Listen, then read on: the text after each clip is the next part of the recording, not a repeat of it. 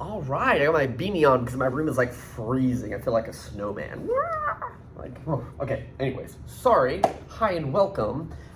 We'll quickly remind you, if you're watching this on the correct day, Friday, today is the last day to ask about your chapter worksheet questions. So if you kind of want to like end this video and like quickly run over there and see, we can like talk about the quiz that should hopefully be available by tomorrow morning, and as well the chapter worksheet questions, places you got stuck, because the sample answers should be uploaded by the time you're watching this video.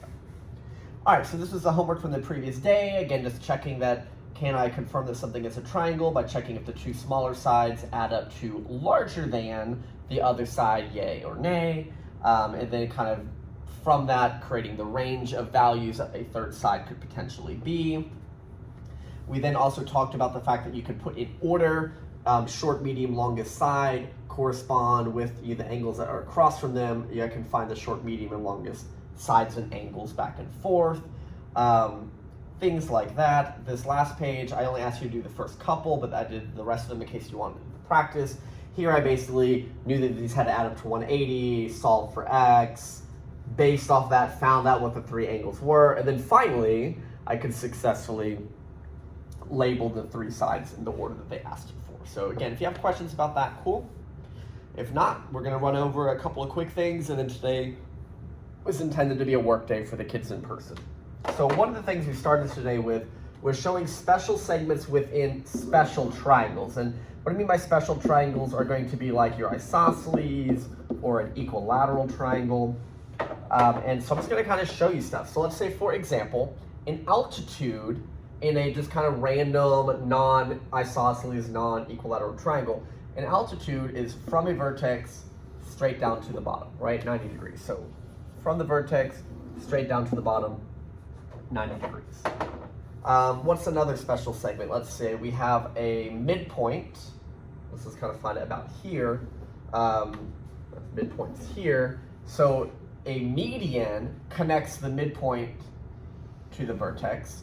Okay, well, connecting the midpoint to the vertex over here.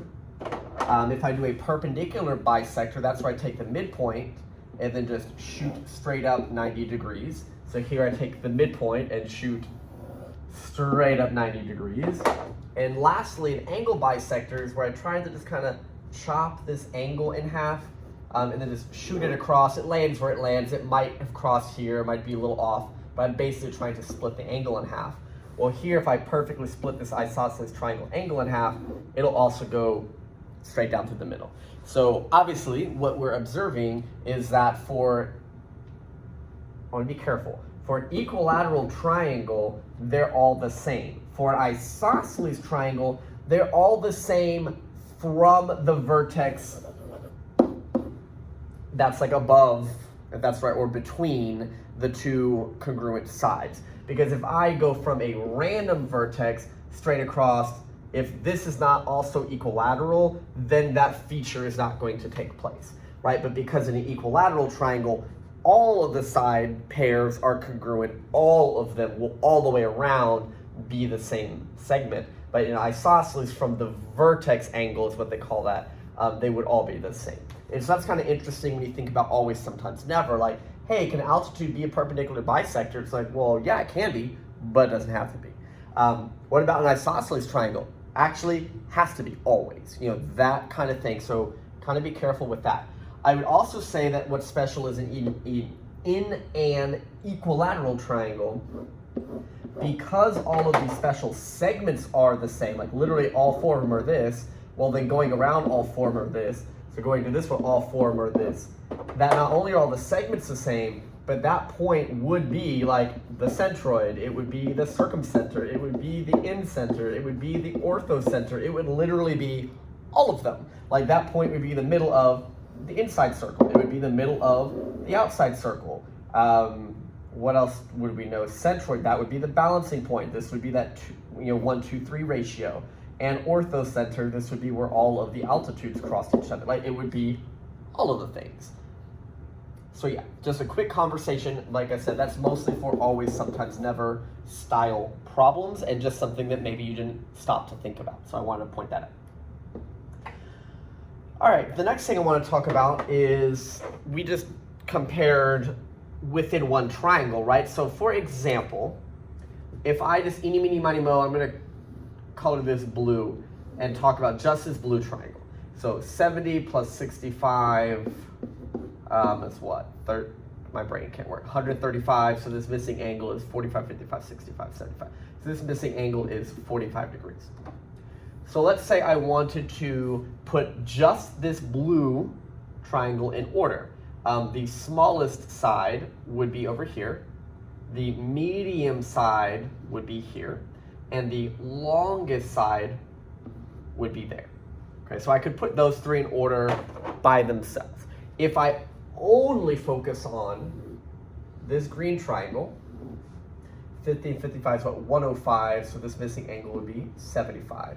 So if I were to put these in order from least to greatest, 50, this would be the short side, 55 would be the medium, and 75 would be the long.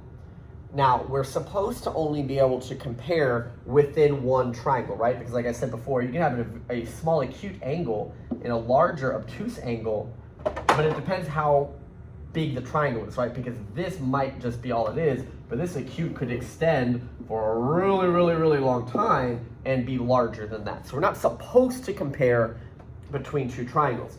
However, there is an interesting situation that we're allowed to use. Because they share this reflexive side, and it is only going to work when it is a small-large connection. Okay, so if like this was somebody's small and somebody's medium, what I'm about to do I can't talk about. Okay, but when it's a short and long for these, so here's what I would try to say. We both share this, right? And for me in the blue, that was my biggest side. Like that was my biggest. And so this green one is like, oh, well that was actually my smallest. Because of that, I could argue that these blue ones, there's a short, a medium, and a long. The green one's shortest side is the same reflexive side as this, and then it has a medium and a long. So if they share a reflexive that is one triangle's largest and another triangle's shortest, I can actually put all 5 sides in order. And I say 5 because they're sharing one that's really the same side. So I could put 1, 2, 3, 4, 5 sides in order from least to greatest. And I don't want you to assume because this triangle looks bigger that that's the bigger one. What's going to happen is we want to kind of compare here. So let's just do another one from scratch so we can kind of look at it. So what I'm saying is I don't want to assume this is the bigger triangle. It might or it might not because it's not drawn to scale. So I'm just going to eeny, meeny, miny, mo, pick one to do in one color. 70 plus 50 is what, 120. So this one is 60. So this is a short, this is a medium, this is a long. For the other triangle, 70 and 65 is what, 135, so 45, 55, 65, 75. So this one's 45 degrees. This is its short, its medium, and its long. So again, and this is what we want to be careful of, if my longest is the same as your smallest, you're bigger than me, right? Because like the biggest thing we got, it's like we have 3 people on our team. This is the biggest one we got. And they're like, oh, well that's our smallest guy's his height, right? That means this is a bigger triangle. And again, not because it looks like it, but because the angles say that. So if I were to put these all in order, it would be the smallest side like MQ, then the medium side QP, then the side that they share, which is MP, and that was his small, so now I can jump over to his medium, PN, and lastly, MN. Or if I just asked you, hey, what is the overall smallest side, the overall largest side, you would be able to find those 2 answers, right? So those are the kind of things we can answer. But again, this only works if the connection in the middle is one of their longest and one of my shortest, because otherwise, if it was like a medium with a short, we don't know for sure what the jump is between those. Okay, so that is something we can add to our list of things that we're allowed to do. The other thing that we're going to look at, it has this fancy name called Hinge Theorem. You don't really need to know the name of it. It's just what they call this. What the idea of Hinge Theorem is, without even like reading all that to you, it basically says that if I have two sides, so I'm gonna go, like, I'm actually gonna use my grid. So here's like a length of 2, I'm gonna do it again over here. Length of 2, and let's say I'm gonna go over 2, up 1, over 2, down 1. The reason I'm doing that is so we can like mathematically agree that this is the same length. So this one is congruent and this one is congruent. What Hinge theorem says is if I have two sides that are guaranteed congruent to each other in two completely different places, that I'm allowed to know that the angle opening, so if this one's smaller than this one, so it's a different angle, that the side that attaches them, this would have to be a shorter side and this would have to be a longer side. Yes, there are two different triangles, but because these two sides are congruent to these two sides, if the sides are the same length, then when I open this more, this connection has to be more. Okay, so again, it's not a real, I think it kind of feels like a no duh if you stop and think about it, but that is something I'm allowed to know. But in a picture with a lot of stuff going on, I need to see that they told me they were congruent by notation, or the problem says it. Or maybe they're touching and they have a reflexive side. So I have to have two sides that are congruent, and I have to be talking about the angle that's in between them. So those things have to be occurring. So let's look at a few examples. For example, they have given me the tick mark that these are congruent. This is reflexive, so I know it's congruent. So as long as I have the two different triangles using the two same length sides, I'm allowed to know that this angle will control which side is bigger than the other. So if this is a smaller angle, this is a shorter side. If this is a bigger angle that's 70, this is a bigger side. So can I compare AD and BD? Yes, AD would be larger than BD. Like I could definitely compare them. I don't know how much, I can't calculate them, but I know for sure. And it's only because of these tick marks, right? Because again, if let's say these tick marks weren't here and all I knew was that they shared this reflexive side, that is not enough information, because this 68, this side, because it's not congruent anymore, this side could go on as long as it wants, and all of a sudden this 68 is a longer side, right? So we want to make sure that we understand it's only in that like side angle side type situation where I know the two sides and it's the angle in between.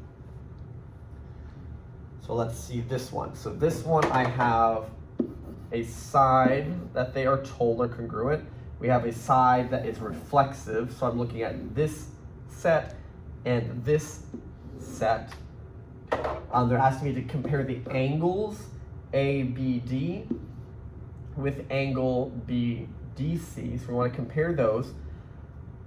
So this is us kind of going backwards. If this is open more, then this angle is larger. So the ABD angle would be larger. Okay. But again, I could only say that with confidence if these two are known to be congruent and we're talking about the angle in between them.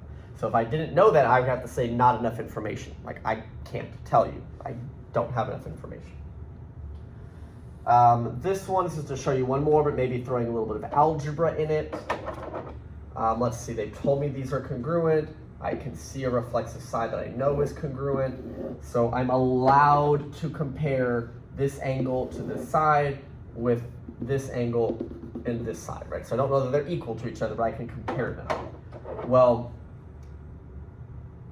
I know the side lengths. So 18 is for sure bigger than side 16, which means the angle 141 is for sure bigger than the angle 9a plus 15. And so to finish this, I would need to just solve it. Kind of like variables, I would subtract the 15 over here, 41, 31, 20, 126, I believe. Divide both sides by 9. I want to be really careful with this. There's a lot of rules for this, but generally speaking, I'm going to leave everything in the order it's in for right now and just write my A here with the sign. I don't want to like just put A over here yet. 9 goes into 12 one time with 3 left over. 9 goes into 36 4 times perfectly. So here's basically my answer. I do want to label it as A first, but if it's eating the 14 right now, when you spin your answer, it needs to be eating the 14 also. So I just want you to be careful if you're the type of person who's like, oh, divide by 9, A is 14, and you're not paying attention and you just copy that, you would actually have it wrong, because here it's eating the regular number, so it should still be eating a regular number when I'm done rewriting it, right? So just depending which way it was originally might affect that. Or you may have written this backwards in the first place. You may have done, well, 9A plus 15, the 141 has to be, you may have started writing it that way instead of writing it backwards. I wrote it like this just because that's kind of the order it was shown in the picture. Somebody may have started writing it this way, right? And so they do their minus 15, 126, divide by 9, and get 14. And they don't have to flip it, but it's still correct. So just kind of be cautious of the inequality sign when you're solving and maybe moving things around like that. But really, that's it. I just told them that today their job in class was to finish working on the chapter worksheet, talk to each other, ask me questions. And if you're wanting some extra review for Tuesday, there are practice pages in the book, 19 through 23. I'm not saying you have to do all of it, but you can look for like styles of problems that maybe you want to practice more of. You can do that. The answer key will be available. It's totally optional. Don't have to do it. If you haven't done your chapter worksheet, you need to get that done first. Okay, but if you're totally done and just bored to tears and would like some practice between now and Tuesday, that's where that practice is at. All right, otherwise, have a great day.